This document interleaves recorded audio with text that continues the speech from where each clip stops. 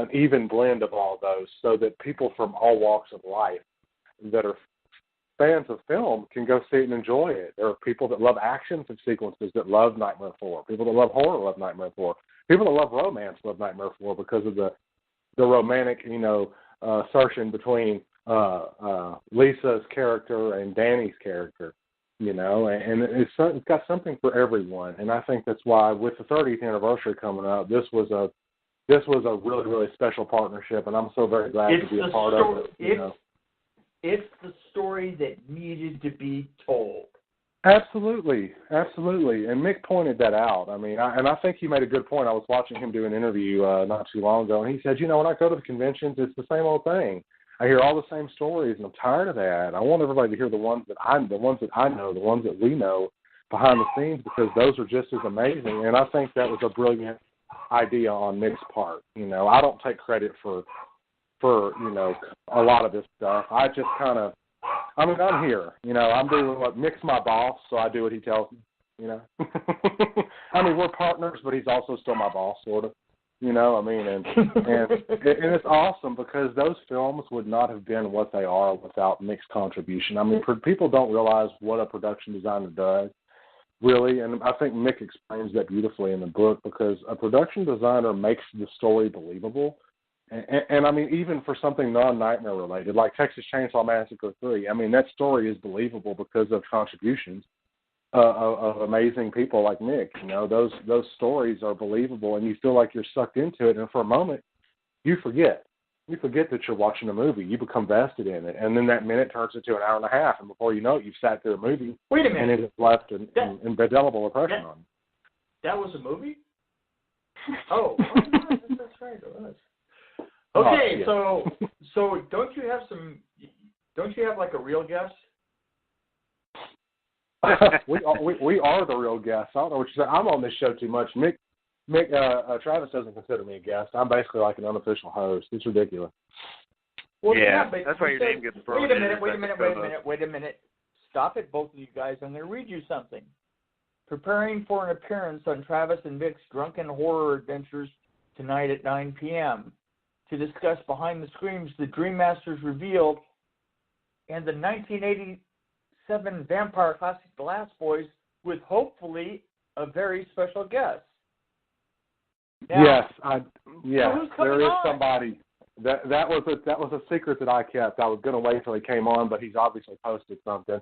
That's Bill Forsche. Bill Forsche worked on Nightmare 4 for Steve Johnson, and also did a lot of the effects stuff. And then he also worked on The Lost Boys doing the vampire makeups and stuff. So he's told me that he's going to call in a little while, but Well, where is he?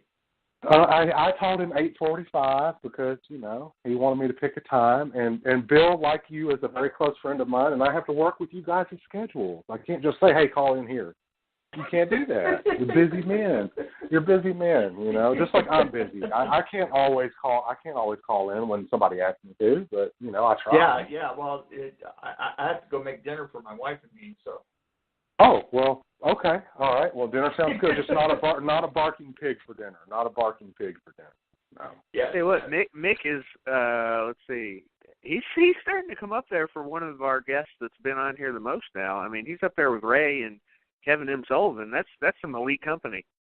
And you notice he didn't include me in that, Mick. I don't get counted anymore. I couldn't even count yours if I tried. I don't think I can count that many because it's more than two hands. So. Yeah, that's because you're drunk.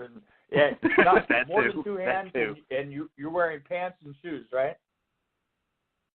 Yeah. Oh my God, Travis, you have got to get on the thing and look. Bill has posted some behind-the-scenes photos that have never been seen before for your viewing pleasure. Just did that. So, nice. Yes, but Mick and I have also got we have got a fantastic assortment of photos too. That's another very important part of our book is the photos, because you get to see pictures of things to go along with these stories. I know you guys are more visual learners than reading learners, so that'll be good for you and Vic, huh? Yeah. Well, I tell you what, I have a huge respect for all these documentaries about Friday the 13th and Nightmare on Elm Street. So any of the books are always great too. So it's cool to focus in on, a certain portion of the series rather than the whole thing, You know what I mean? And you can learn more about that part of it. And I like that a lot. Well, yeah, and this is going to be a pretty. I think that this book is actually coming out to be what I wanted, which is a book that is more inclusive of absolutely everybody. I'm trying to tell the whole story so that it can be looked upon as also it can be looked upon as kind of a historical reference as well as entertainment. That's because, true. You know what? Yeah.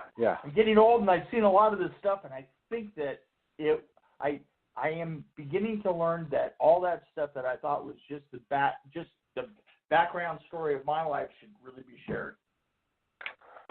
You know what? And I've got to say, though, Travis, this has been, you know where I've come from. I've got a history with the Nightmare films and stuff, and I really am so very proud to be a part of this amazing project. And I'm indebted to Mick for, approaching me to ask me, because he could have asked anybody.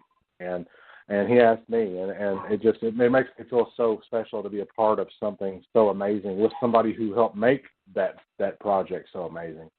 So I got to be careful using the word special. Remember, no, okay. Okay, got to be careful with special. Okay, but that's what I'm saying. Overall, it's a unique opportunity, and apparently Mick has informed me that I'm also writing another. I guess, and he said there's going to be a trilogy, so I guess I've got a job for 2 more books too. That's amazing. I should drink to that. Huh? Drink to that. Okay, guys, I'm going to go make dinner. It's been a pleasure as usual. Blake, I'll talk to you as I do all the time. And now, you're Travis, right? Yes, sir, because Vic's pretty much silent. Vic, he's not even on the line right now. He's working. He is the silent Bob to my Jay, except for the fact that I'm not high. I'm just drunk. So. Well then, this is just a Vic. Hey man, I'm there for you. I'm there. My silent heart reaches out to your silent heart. That's beautiful. Oh my God. Good. How poetic. Guys. Bye. Later, bud. Mick's the man. I love when he comes on. It's good stuff. He beat you to the show tonight, Blake. He was quicker than you. I was on the phone with our very special guest that's coming on, so I was trying to get those. And I didn't know he was going to post, and kind of and I didn't know Mick was going to say anything, but it was a surprise for you because Bill has done so many films that you like: Scanners, The Howling 4, The Lost Boys, Nightmare 4, Dead Heat, Night of the Demons. You name it, in the Nightmare on Elm Street remake, he did some stuff with that, and then he's done so many other amazing films. And I'm trying to convince him to do a book, too, because I would love to help him with his book. And we're also talking to somebody who was very close friends with Dick Smith, and I know you know Dick Smith. Yeah, oh yeah. Dick Smith did the makeups for The Exorcist. He did the makeups for The Godfather. And, and again, Bill is one of the most talented special effects artists in the business, and he also worked alongside Nick Benson, who has also been a guest on the show, and he worked for XFX, which was Steve Johnson's company, who has also been on the show. So you're going to get to hear a lot of stories. He will be calling in about 5 minutes, so he is very excited to talk with you guys. And I told him that you were a huge fan, and I don't get to say I'm a fan because Bill and I are really good friends. I have his screen used script. I know you've seen that from Nightmare 4. Oh yeah. Yeah. So it's just it was really amazing to get him on to do this, and he's super excited. So he asked if he could curse, and I said that was okay. And these people are so polite, aren't they? I said Travis is like drunk half the time. He's not going to give 2 shits. So, I think half the time's underrating my drunk. Well, I was trying to give you more credit because you are my friend, and I was trying to give you a little more credit. But yes, so feel free to curse. As a matter of fact, fuck, shit, ass. Just get them out of the way. Well, I'm a classy drunk these days. I've been drinking wine on the show. Although I think last week I had rum or something, but wine tonight. So that's That's my thing lately. You know, I just got. It's like the Gacy podcast. We talked to Gacy's long lost friend, and he talked for a straight hour, and I didn't get a word in edgewise, and I was just obliterated with wine by the time it was over with because I didn't even get to talk, so I just sat there. Well, you know what? I've been sitting here drinking a Smirnoff Spike Screwdriver, 8% alcohol, and I've finished almost the whole thing. So I have actually had a drink, and I've actually got one saved for next show we do, which is the 1981 year. So I did have some alcohol tonight with you, which is not normal for me. So you're welcome. I have some news for you on the 1981 episode. So everybody who's listening and thinking we were going to do the 1981 tonight, well, we were going to do it next week, but now Vic's asked me to hold off till the 15th. Do you mind doing it then, Vic, Blake? Shit. Okay. That's fine. Yeah, I'll have more work to do for the book, and I've got more podcasts and more video things. There's some conventions that I think are trying to reach out to me, so I've got a busy schedule. So the 15th will probably be a lot better. But I imagine that Bill is going to be calling in here very shortly. Yeah, when I see his number pop up, I'll let you know. It's just us right now. But I tell you what, why don't you give us the specs on Lost Boys while we're waiting on him to call?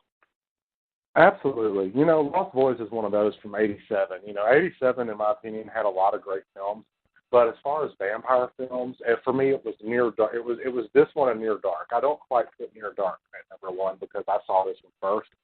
So I kind of had a little bit of a bond with this one. You know, that was special. I think everybody our age just about did, except for me, apparently, and Vic. Well, and that's okay. I mean, you know, our differences make us special. I'm ending my rating, so I just want to say I did not have that bond growing up, but we'll see what I think about it now that I've seen it a few times as, you know, an adult. Absolutely, and then once you've heard Bill talk about it, you know, give some stories because he's going to have some very amazing stories to tell you tonight. But okay, so this film was directed by Joel Schumacher of, you know, Batman Forever fame. Yes. Batman Unfortunately, and Robin Batman and Robin, too. Yeah, and it has a great cast. You know, Jason Patrick, who I don't know if you know, his father was Jason Miller, who played Father Karras in the original Exorcist film. Yeah, I knew you were going to give me some good info tonight, so I didn't even start researching it. I just kind of was like, you know what, I'm going to let Blake roll out. Well, I appreciate that. I'm glad I could not disappoint. It makes me happy. But this film was distributed by Warner Brothers, you know, which they didn't do a whole lot of horror films like that. I mean, and again, it was released July 31st of 1987, and a budget of $8.5 million, which is a pretty good budget. And in box office, it made $32.2 million, and of course, the two Coreys were in it, which added to that gravitas, you know. And you said July 31st, 1987. Mm-hmm. You know what? This fits perfectly for a summer horror movie to me. When you're looking at it, I mean, it doesn't feel like winter. It feels like summer. Not at all, and that's because of the setting. You know, absolutely the setting, Santa Carla. You know, being in California, and again, it's a great film. It's got a lot of really amazing music. It's another one of those films like Nightmare 4 that has a soundtrack that's just amazing. And as a composer and a songwriter and a former tour musician, I appreciate the soundtrack choices a lot. Oh my God, dude! People are strange. I noticed it last week when I watched it, and then today again when I watched it, I was like, I love this soundtrack. Not to give anything away, but I mean, I love. Right, and you may not like the movie, but you love the soundtrack, you know? I love the soundtrack of horror movies usually because of, you know, the theme music or you know, whatever music they've decided to use, like in Halloween or Texas Chainsaw or Jaws. I love it because of that. This one's a totally different animal where you have a soundtrack that is so fucking 80s, but so amazing. And I'll give you Cry Little Sister by G. Tom Mack. You know, ended up being used again later in one of the sequels by Seattle-based post-hardcore band Aiden. And you know, Cry Little Sister was a big hit when this movie came out. And then, of course, People Are Strange by Echo and the Bunnymen. That's a cover of a Doors song. And then Lou Graham, the lead singer of Foreigner, did Lost in the Shadows for the soundtrack. And then, of course, that song, I Still Believe in the Movie by Tim Capello, you know, who he is the saxophone player with the muscles that does the singing in that. That is a great song itself as well, which is also a cover. And the soundtrack, even if you don't like the movie, the soundtrack is amazing. And it's another one of those like Nightmare 4. where the soundtrack is just totally perfectly complements the film. Oh yeah, and I mean, again, it fits in its time perfectly. So just like the release date, I like, that they did it in the summer. It would have annoyed me if the release date was like February.